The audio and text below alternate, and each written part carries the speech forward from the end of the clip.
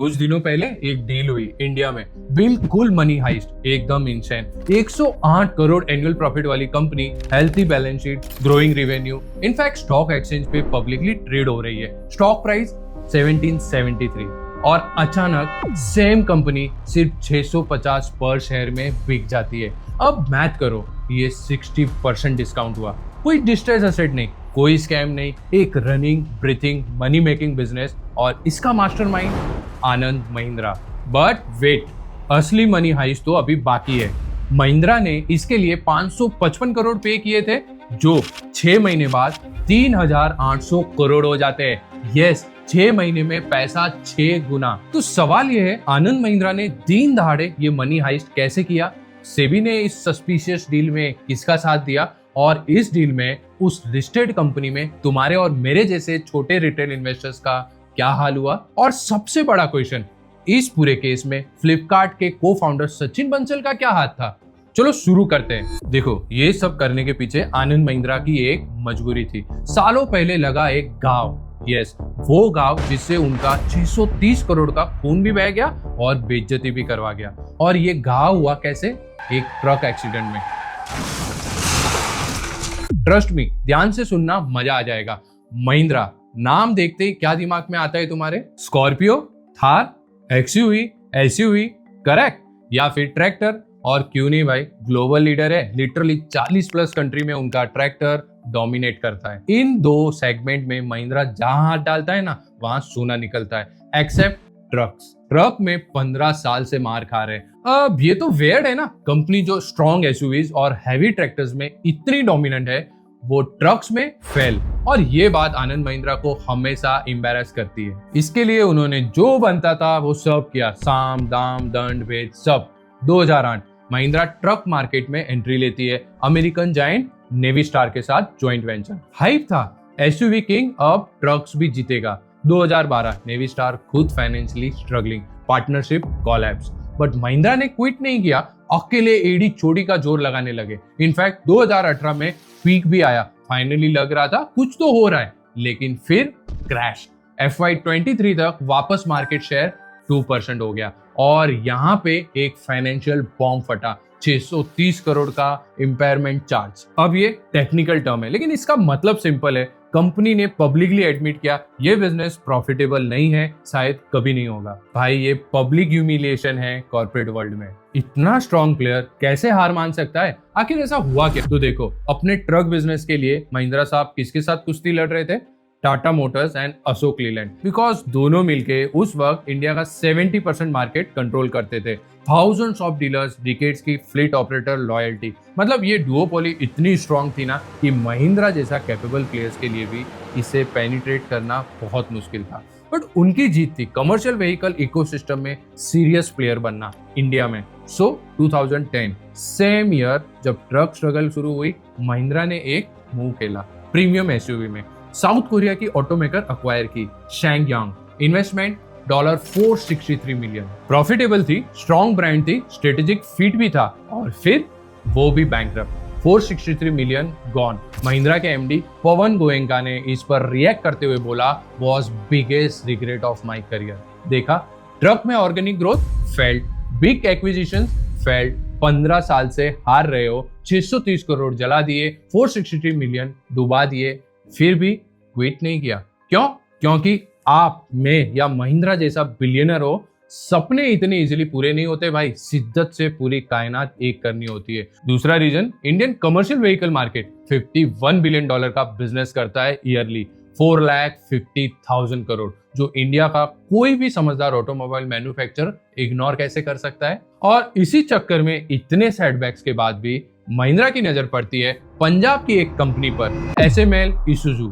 But why? Mahindra ने ऐसा क्या देखा? तो सुनो, महिंद्रा वीक थी 3.5 टन के ऊपर, यानी light, medium and heavy commercial vehicle और बसेस में। और SML यहाँ स्ट्रॉन्ग थी with 16% market share, 168 plus dealership network, 133 plus service centres, Punjab में 24,000 यूनिट कैपेसिटी का प्लांट, मतलब रेडी इंफ्रास्ट्रक्चर। महिंद्रा को स्क्रैच से कुछ बनाने की जरूरत नहीं। Perfect match, right? Strategic fit. But यहाँ एक ट्विस्ट है, ये सिर्फ महिंद्रा के दिल में नहीं बसी, मैं 100% गारंटी के साथ कहता हूं कि तुम्हारे दिल में भी बहुत करीब है। एसएमएल सुन के कुछ याद आया?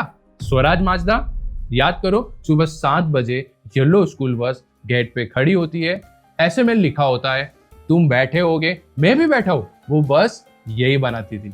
इंडिया की पहली कंपनी जो फुल्ली बिल्ड बसेस मैन्युफैक्चर करती थी और इनका 75 to 80% रेवेन्यू सिर्फ स्कूल बसेस से आता था। हमारी जनरेशन की morning ride, nostalgia, emotional equity.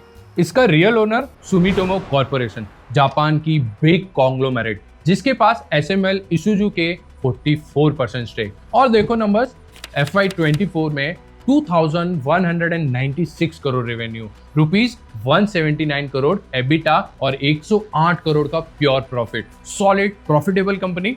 तो एक क्वेश्चन है, सुमिटोमो कॉर्पोरेशन अपनी प्रॉफिटेबल कंपनी 60% डिस्काउंट में क्यों बेची? यहां जापानीज कॉर्पोरेट कल्चर ने खेल खेला। सुमिटोमो कॉर्पोरेशन भाई ये कोई छोटी कंपनी नहीं है। एनुअल रेवेन्यू 4,50,000 करोड़, राजस्थान, पंजाब, केरला जैसे पूरे स्टेट्स के बजट से भी ज्यादा। और एसएमएल इसूजू का 2,000 करोड़। सुमिटोमो के लिए ये सोफा के नीचे मिला सिक्का है। 2005 में सुमिटोमो का मीडियम टर्म मैनेजमेंट प्लान आया। प्रायोरिटीज क्लियर थी, एनर्जी, डिजिटल इनोवेशन और हेल्थ केयर के अलावा बाकी नॉन कोर बिजनेस हटा दो।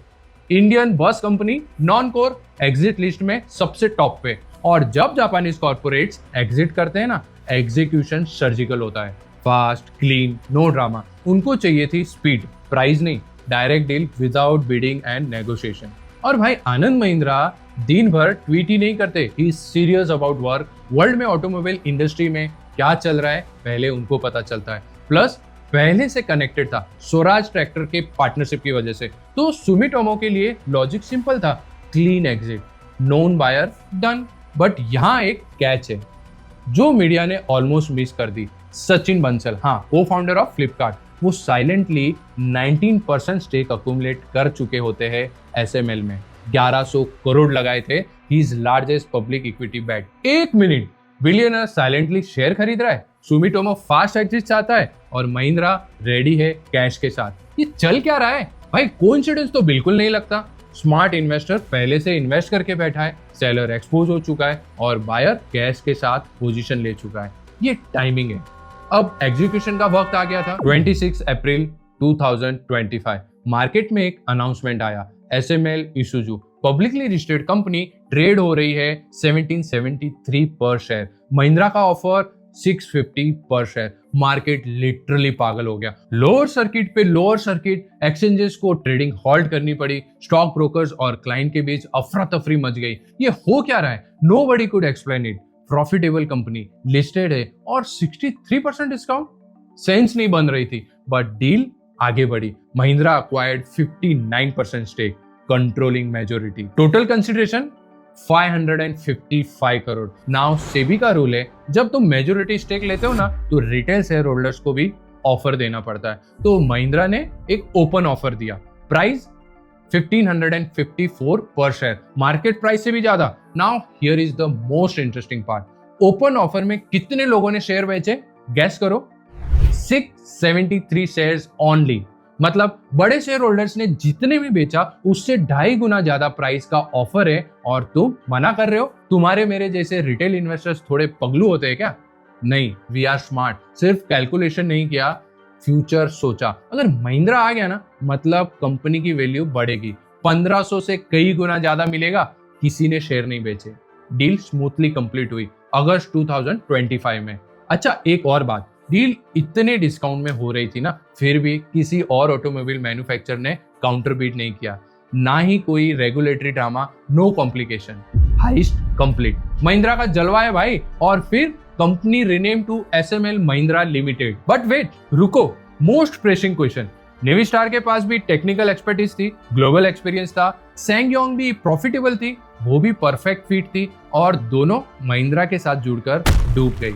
तो ये नेवी स्टार या सैंगयोंग 2.0 तो नहीं, अभी फरवरी 2026 से एक्विजिशन कंप्लीट होने के 5 महीनों के बाद इसका क्या हाल हुआ वो देख लेते हैं, पता चल जाएगा। नंबर्स देखो, जस्ट कुछ दिनों पहले Q3 FY26 रिजल्ट आए, revenue 62.5% up year on year, ₹331 crore से सीधा 539 करोड़। प्रॉफिट FY23 में 53 लाख था, ऑलमोस्ट जीरो। FY26 में 17 करोड़, 3200% जंप। दिसंबर 2025 में 576 व्हीकल बिके थे, दिसंबर 25 में 1044 units. ICRA credit rating agency ने एसएमएल की रेटिंग अपग्रेड की AA+ stable. Reason Mahindra and Mahindra percentage enhances financial flexibility. Stock price pre deal 1600, 52 week high 4743 rupees. Yes, retail investors जो hold किए थे ना, एक्चुअली वो सही थे, दे मेड ह्यूज रिटर्न्स। अब पेपर मैथ करते हैं। महिंद्रा ने लगाए 555 करोड़, आज उस स्टेक की वैल्यू 3800 करोड़। एक का 6 बना लिया सिर्फ 6 महीनों में। Particularly in the month of December 2025 trucks और बसेस की सेल्स में महिंद्रा ने 43% ग्रोथ अचीव की। Now the most amazing thing, today Mahindra overtakes Tata with 54% shares in LCV market. Yes, Mahindra ने टाटा को ओवरटेक कर लिया, फर्स्ट टाइम एवर। भाई टाटा ट्रक्स में डिकेड से डोमिनेंट है। वही महिंद्रा जो 15 सालों से सपने देख रहा था और फेल हो रहा था, आज कर दिखाया। आज LCV सेगमेंट में नंबर 1 है। आखिर टाटा और अशोक लेलैंड की डुओपोली तोड़ दी। In fact overall commercial vehicle market में भी सेकंड पोजीशन कमांड करता है आफ्टर टाटा और अशोक लीलैंड से आगे। 15 साल का कर्ज तोड़ा, heist work. Anand Mahindra is real genius. लेकिन टाटा और लेलैंड भी चुप बैठने वालों में से नहीं है। टाटा ने रिसेंटली यूरोप की एक बहुत बड़ी सीवी कंपनी इवेको खरीदी है 4.3 बिलियन डॉलर्स में। One of the biggest deal by an Indian company, Jaguar Land Rover से भी 2 गुना ज्यादा बड़ी। रिलेशंस क्या है? जब डुओपोली इम्पेनिट्रेबल हो, ऑर्गेनिकली ग्रो होने से ज्यादा एक्विजिशन काम आते हैं। 15 साल वर्सेस 6 महीने, प्रूफ है। नेक्स्ट टारगेट कौन? Eicher, force Motors? कमेंट में बताओ, ये महिंद्रा का रिडेम्पशन आर्क है या स्टोरी अभी बाकी है? जब टाटा और Ashok Leyland aggressively EV portfolio में एक्सपांड कर रहे हैं, क्या एसएमएल महिंद्रा इस रेस में पीछे छूट जाएगा?